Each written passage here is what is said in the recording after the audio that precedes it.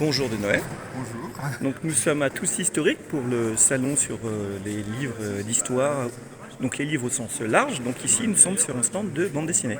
Voilà, donc sur mon stand, nous proposons, je propose mes albums en commun avec Jean-François Vivier au scénario, et donc en l'occurrence des BD historiques autour de personnages connus ou un peu moins, mais qui méritent d'être connus. Voilà, donc notre petit dernier par exemple, qui est sur la cathédrale de Chartres, sorti il y a un an maintenant, mais Ouais. voilà, sur les origines jusqu'à aujourd'hui. Et, Donc ça parle de l'histoire de la cathédrale, c'est ça. La cathédrale est le personnage principal. Voilà, oui, voilà, complètement, oui, c'est ça. Donc sous l'argument d'un grand-père qui fait visiter son petit-fils la cathédrale, on explore le lieu même avec les différents aspects, le tour de cœur, les vitraux évidemment, et on remonte le temps donc des origines de la crypte de Fulbert. L'année prochaine, c'est les 1000 ans de la crypte, jusqu'au pèlerinage, jusqu'à aujourd'hui, les pèlerinages d'aujourd'hui. D'accord. Voilà, c'est ça. Donc un aspect vraiment franchement historique, quoi. C'est pas anecdotique, c'est vraiment de Non. l'histoire. Non, voilà. Alors, il y a un consultant historique qui a suivi l'album. Évidemment, c'est le fruit de beaucoup de lectures et de documentation assez copieuse et d'un travail intense de 2 mois et demi sur. Voilà, donc les sources sont très variées. Voilà, de Viollet-le-Duc, les histoires les histoires autour de la cathédrale de voilà, Saint-Christian-Jacques, qui s'intéressait aux bâtisseurs de cathédrales. D'accord. Je suis allé voir du côté du travail des illustrateurs qui ont illustré justement. Ça a été une des difficultés sur montrer la construction d'une cathédrale. Ce que j'ai fait, on a un aperçu avec c'est imprimé d'après une double planche de l'album. Le travail des bâtisseurs, ce qui montre un peu ce qu'on peut qu'imaginer. Donc, a été reconstitué en 3D parfois. C'est pas précisé sur la couverture, c'est vous qui faites aussi les couleurs.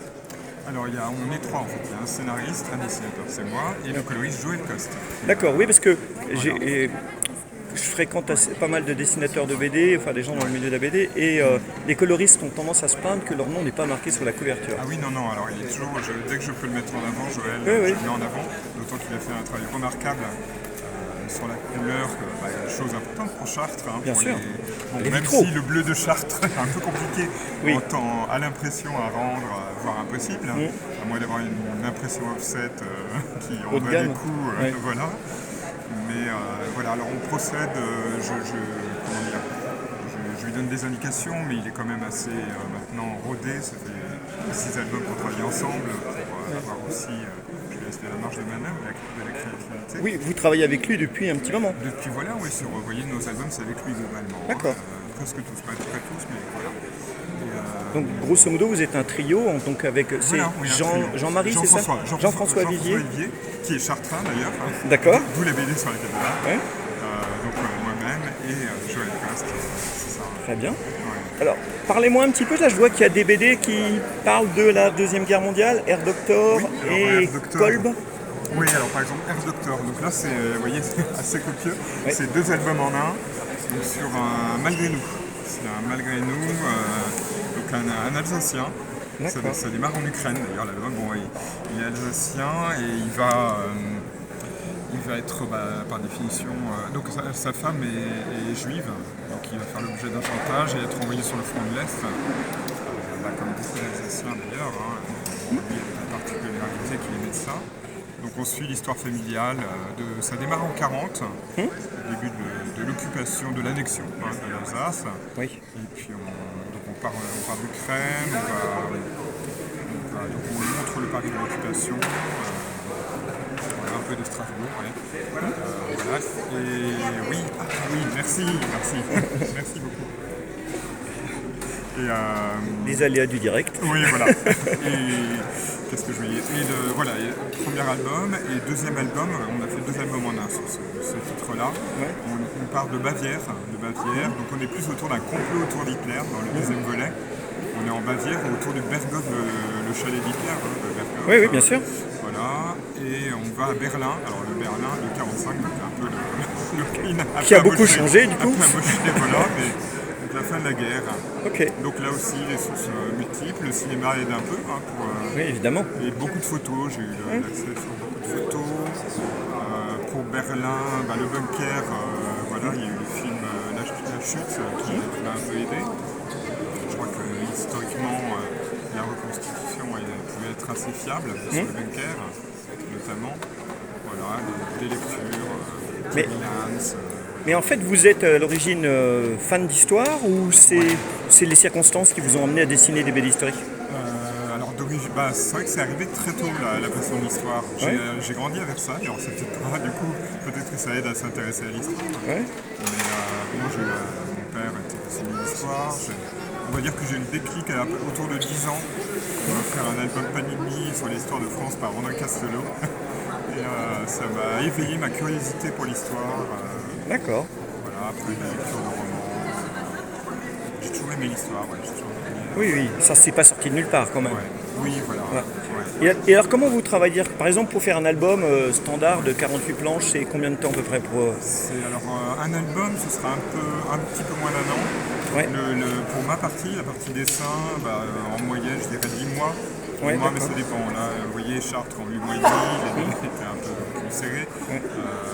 Air Doctor, j'ai mis un peu plus d'un an et demi, mais c'était au moment du Covid. Donc, voilà, c'était un peu chamboulé. J'ai vu beaucoup de dates aussi, De salon. dédicaces, de salon. Voilà. Là, je suis parti en ce moment, je suis sur la Libération de Paris. Le La prochain scène album, donc ça sera La Libération de Paris. Voilà, toujours avec Jean-François et Ouais. Joël. Toujours la même équipe, donc. Voilà, donc voilà, on va sortir dans un an, normalement, si tout va bien, un peu moins d'un an maintenant. Ouais. Là, oui, grosso modo, un an de travail, ouais, c'est ça. Alors par contre, je vois que vous avez plein d'éditeurs différents. Alors, oui, mais ça reste quand même le même groupe. D'accord. Ok. Plein, ouais, c'est-à-dire qu'il Il y a l'Atlantide, Plavant. Plein Vert, Édition du Rocher, Artege. Ah oui, alors vous voyez, pour le Rocher, par contre, il est déjà passé chez Plavant. Bon, là, on le trouve également, mais effectivement, c'est le même groupe. D'accord. Artege, le Rocher, Plavant, tout ça, c'est le même, voilà. Ouais. Sauf que ce groupe-là a essayé de regrouper maintenant le roman jeunesse et la BD sous le label Plavant.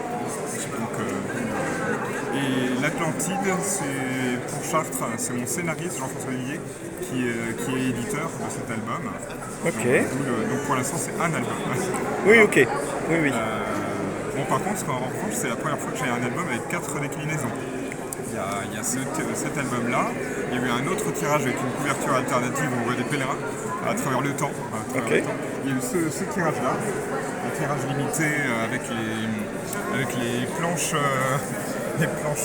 planches noires et blancs, Ah oui, les crayonnés. Oui, les crayonnés, même pas ancrés.